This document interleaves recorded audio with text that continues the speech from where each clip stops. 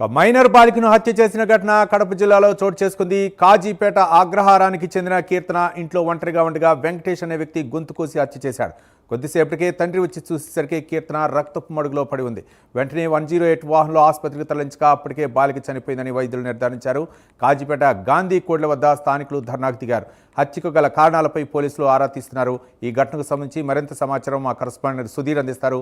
సుధీర్, ముఖ్యంగా చూసుకుంటే కనుక ఏదైతే కడప జిల్లా కాజీపేట మండలం అయితే కనుక విషాద ఘటన చోటు చేసుకుని చెప్పుకోవచ్చు. అయితే మైదుకూరు నియోజకవర్గానికి చెందినటువంటి ఏదైతే ఆంజనేయుల కొట్ట గ్రామంలో ఉన్నటువంటి ఆవుల వెంకటేశ్వర వ్యక్తి కూడా దాదాపుగా డిగ్రీ సెకండ్ ఇయర్ గా చదువుతున్నాడు. అయితే ముఖ్యంగా అదే గ్రామానికి చెందినటువంటి కీర్తన అనే ఒక మైనర్ బాలిక కూడా ఏదైతే కాజీపేటలోని మోడల్ స్కూల్లో ఇంటర్మీడియట్ కూడా చదువుతుంది. అయితే ఇవాళ ఉదయం దాదాపుగా ముఖ్యంగా మనం చూసుకుంటే ఏదైతే కీర్తన ఇంట్లో ఒంటరిగా ఉన్న సమయంలో కూడా అతను పూర్తి స్థాయిలో కూడా ఏదైతే వెంకటేష్ అతను తన ఇంట్లోకి వెళ్ళడం జరిగింది. అయితే ఒక్కసారిగా కీర్తన అక్కడ ఉండడంతో ఆమెకు సంబంధించినటువంటి మెడ పైన పూర్తి స్థాయిలో కూడా కత్తితో దాడి చేయడం జరిగింది. ఆ కత్తితో దాడి చేయడంతో పాటు కూడా పూర్తి స్థాయిలో కూడా ఆ పొట్టలు కూడా పొడవడం జరిగింది. అయితే ఒక్కసారిగా కీర్తన అమ్మాయి అక్కడే పూర్తి స్థాయిలో కింద పడిపోవడం జరిగింది. అయితే అక్కడ ఇంట్లో ఎవరు లేని సమయంలో కూడా కుటుంబ సభ్యులందరూ కూడా పొలం పని మీద కూడా బయటికి వెళ్ళడం జరిగింది. అయితే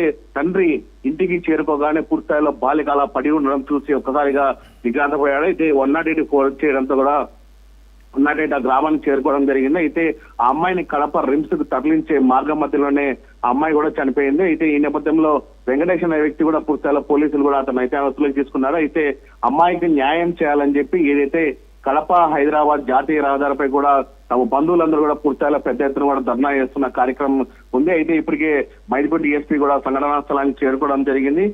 కదా ఏదైతే అమ్మాయికి తగిన న్యాయం చేస్తామని చెప్పి డిఎస్పీ కూడా హామీ ఇవ్వడం జరిగింది. మరోపక్క పోస్ట్ మార్టం కోసం అమ్మాయి మృతదేహాన్ని కూడా కడప రించుకు తరలించడం జరిగింది. అక్కడ తల్లిదండ్రులు మాట్లాడుతూ కూడా మాకు న్యాయం చేయాలి, ఖచ్చితంగా ఇంట్లో లేని సమయంలోనే ఇలా చేశాడని చెప్తున్నారు. పోలీసులు ఖచ్చితంగా దీనిపైన అతనిపైన శిక్షించి పలు శిక్షణల కేసులు నమోదు చేయాలని చెప్పి తల్లిదండ్రులు కోరుతున్న పరిస్థితి నెలకొందని చెప్పుకోవచ్చు. మనం రైట్, థ్యాంక్ యూ సుధీర్.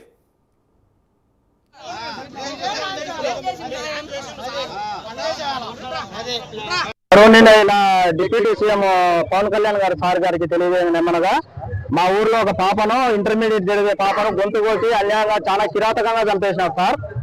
దీని మీద ఏ కఠిన చర్యలు తీసుకోవాలా, ఖచ్చితంగా ఎవరు రెస్పాండ్ కావడం లేదు దీని మీద. వాడిని ఖచ్చితంగా వాడిని ఉరి తీయాలి సార్, వాడిని చంపాలా. వాడిని చాలా విధాలుగా పోలీసు వాళ్ళే తప్పేయాలని చాలా విధాలుగా ప్రయత్నిస్తారు సార్. మా చెల్లెలకి న్యాయం జరగాలి సార్. కాజీపేట నుంచి అతన్ని తీసుకొని డిఎస్పీ ఆఫీస్ కి తరలించినట్టుగా విషయం తెలిసింది సార్.